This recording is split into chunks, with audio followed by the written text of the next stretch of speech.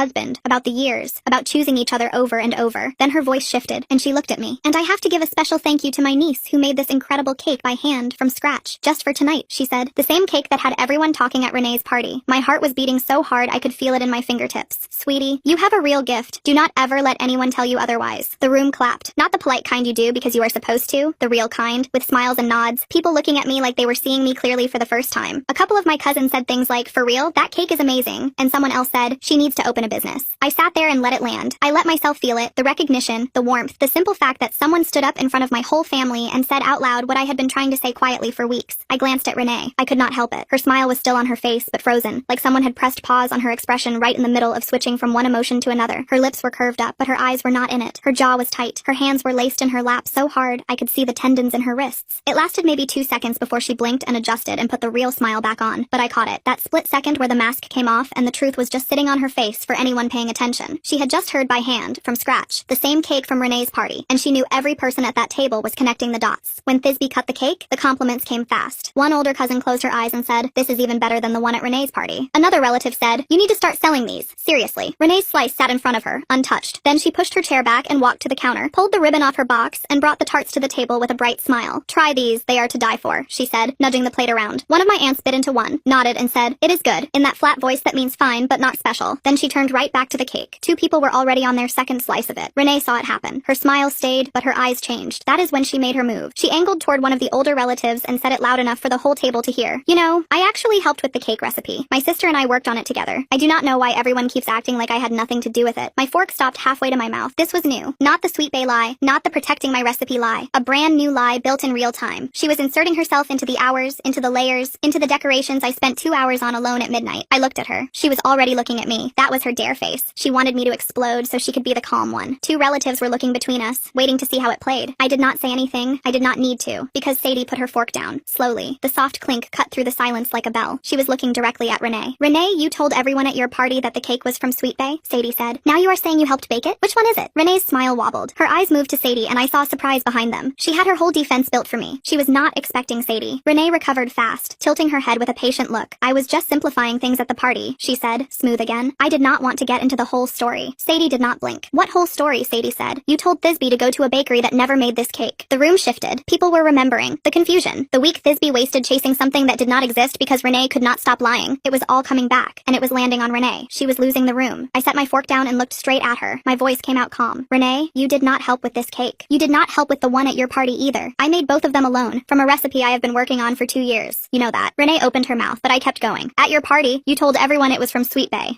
When I said I made it, you told